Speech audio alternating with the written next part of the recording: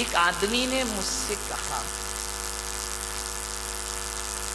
कि अगर मां बाप की जिम्मेदारी लड़कियों पर आ जाए, अगर मां बाप की जिम्मेदारी लड़कियों पर आ जाए तो इस देश में एक भी वृद्धाश्रम दिखाई नहीं देगा। ध्यान रखिए,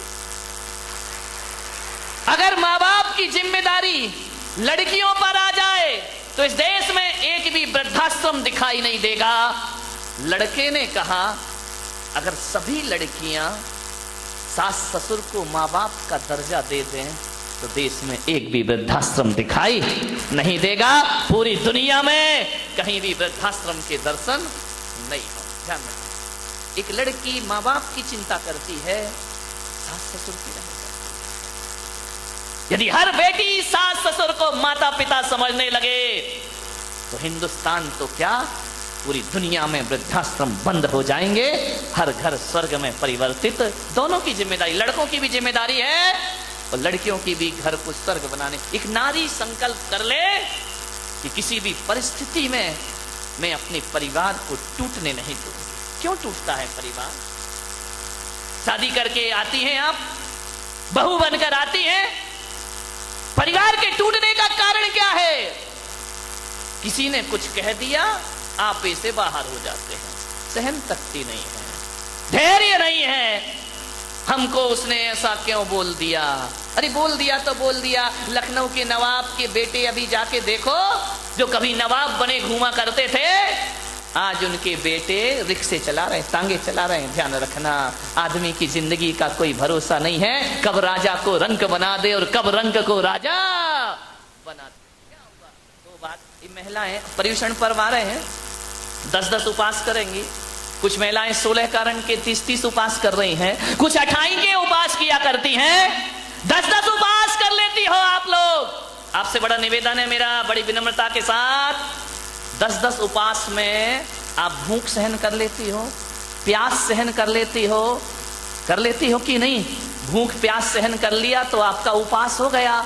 लेकिन मेरा आपसे निवेदन है, भूख सहन ना हो तो कोई चिंता की बात नहीं है, प्यास सहन ना हो तो कोई चिंता की बात नहीं है।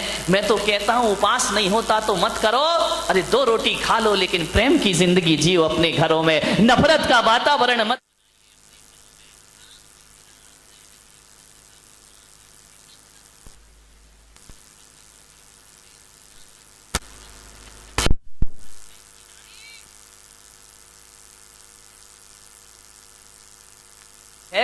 प्यास सहन हो जाती है, लेकिन घर में 2 बात किसी की सहन नहीं हुआ कर। मैं कहूंगा भूख प्यास सहन करने वाला उपवास हो या ना हो, परिवार में 2 बात सहन कर लो, इससे बड़ी तपस्या दुनिया में कोई दूसरी नहीं होती है। किसी 2 बात सहन कर लो, किसी ने 2 शब्द बोल दिए, सहन कर लो मेरे भाई। यदि सहन कर लिया, इससे बड़ा कोई तपस्या नहीं, इससे बड़ी कोई साधना नहीं है। सबसे बड़ी साधना यही है, सासू ने कुछ कह दिया सहन कर लीजिए, बहू ने कुछ कह दिया सासू सहन कर ले, देवरानी ने कह दिया जिठानी सहन कर ले। इससे बड़ी कोई साधना और इससे बड़ा कोई पर्युषण पर्व जीवन में दोबारा आने वाला। जहां भावनाएं हो, जहां संवेदनशीलताएं हो, जहां त्याग हो, जहां बलिदान हो, जहां एक दूसरे के मान सम्मान का ध्यान रखा जाए, उस समूह को मैं परिवार का नाम दिया करता हूं, वह परिवार समझा जाता है परिवार। ध्यान रखना मान्यवर, परिवार बिखर रहा है, मकान बन रहा है, परिवारों को संभालने की कला सीखी।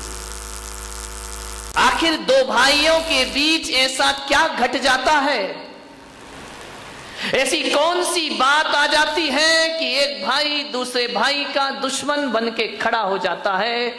ऐसा क्या बात मन में आ जाती है बड़े होते होते कि एक भाई कहता है ये धंधा तेरा है और एक भाई कहता है ये धंधा मेरा? परिवार बट जाता है, धंधे अलग अलग हो जाते हैं, व्यापार बट जाते हैं। मुझे समझ नहीं आता कि एक खून इतना भी बट जाया करता है कि एक दूसरे से बोलना और देखना भी पसंद। ये हालात है हमारे देश के। भाई भाई में झगड़े हैं, नहीं बनती है और हम धर्म की बड़ी गहरी गहरी बातें किया करते हैं। मान्यवर, जिस परिवार में 2 भाई साथ साथ रहा करते हैं, जिस परिवार में 4 भाई साथ साथ रहा करते हैं, जिस परिवार में एक दूसरे के बच्चे ये नहीं बताते कि ये मेरे चाचा का लड़का है, ये मेरे ताऊ का लड़का है, वह परिवार जिसमें दादा दादी भी साथ रहा करते हैं, एक बात ध्यान रखना, धरती का इससे बड़ा स्वर्ग दुनिया में कोई दूसरा नहीं हुआ करता है। और जहां भाई भाई से बोलचाल ना हो, जहां देवरानी जिठानी एक दूसरे से देखना पसंद ना करें, माँ बाप के रहते रहते 2 भाई अलग हो जाएं, तो इससे बड़ा नरक दुनिया में कोई दूसरा नहीं हुआ करता। नरक है वो परिवार जहां रिश्ते आपस में बात नहीं किया करते हैं। कभी कब्रिस्तान को देखा है? देखना किसी शमशान को, कब्रिस्तान को, वहां एक कब्र में एक कब्र दूसरी कब्र से ज्यादा दूर नहीं होती है। कितनी 1 फीट 2 फीट दूर होगी। एक मुर्दा लेटा है, उसके बाजू में दूसरा मुर्दा लेटा है, फिर थोड़ा चलो तीसरा मुर्दा लेटा है।